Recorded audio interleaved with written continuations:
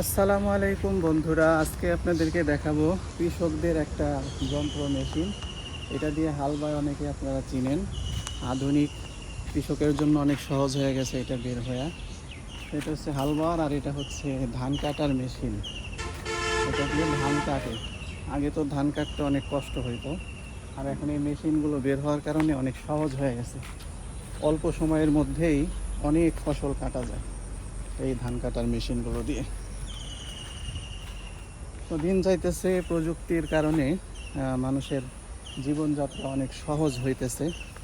তো এটা আল্লাহ তাআলার একটা নিয়ামত। আগে মানুষ অনেক বেশি কষ্ট করত, কষ্ট করেই তাদের চলতে হইতো, সব কাজ করতে হতো। আর এখন এই প্রযুক্তিগুলো হয়ে অনেক সহজ হয়ে গেছে। এবং আরও কিছু মেশিন আপনাদেরকে দেখাচ্ছি।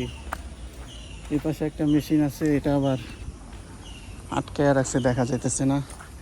এখানে আছে ঢালাই করার মেশিন।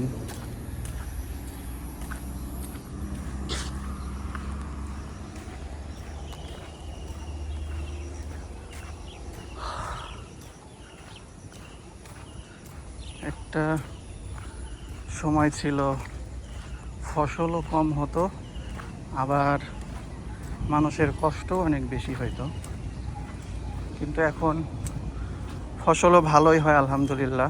কৃষি জমিতে আগের তুলনায় অনেক বেশি ফসল হয়। চাষাবাদে উন্নত প্রযুক্তিগুলো যুক্ত হওয়ার কারণে কৃষি ফসল অনেক ভালো হয়, বেশিও হয়। এটাও আল্লাহ তাআলারই একটা ইচ্ছা।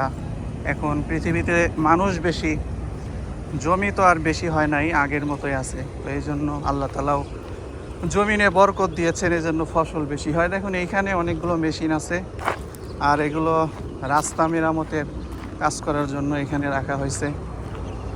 পিচ ঢালাই হয়, এখানে পিচগুলো বানানো হয়, এরপরে এগুলো এখানে যে মেশিন আছে এগুলো রাস্তার কাজে ব্যবহার হয়। এই যে এটা ডলন মেশিন, অনেকেই চিনে থাকেন। এটা হচ্ছে ডলন মেশিন। এটা দিয়ে পিচগুলো সমান করে, আর এটা দিয়ে তো কোনো কিছু সামনে ঠেলে দূরে নেওয়া হয়। আর এটা কি, এটা আমি জানি না। এখানে অনেক পাথর আছে, পিচ গরম করে রাস্তার কাজগুলো করা হয়। এটার যে কি নাম এটা জানি না, এটা শুধু দেখতে অনেক বড়, অনেক সুন্দর। তো এই হলো অবস্থা। আরও এটা তরা ব্রিজ।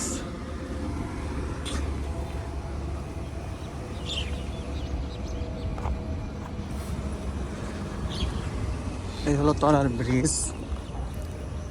তো যাই হোক, গ্রামের পরিবেশটা অনেক সুন্দর, সব কিছু মিলিয়ে আলহামদুলিল্লাহ। তো আশা করছি আজকের এই ছোট্ট ভিডিওটা আপনাদের ভালো লেগেছে। যদি ভালো লেগে থাকে আমাদের চ্যানেলটাকে সবাই সাবস্ক্রাইব করে দিবেন, লাইক কমেন্ট শেয়ার করবেন। সবাই ভালো থাকবেন। আসসালামু আলাইকুম রহমতুল্লাহ।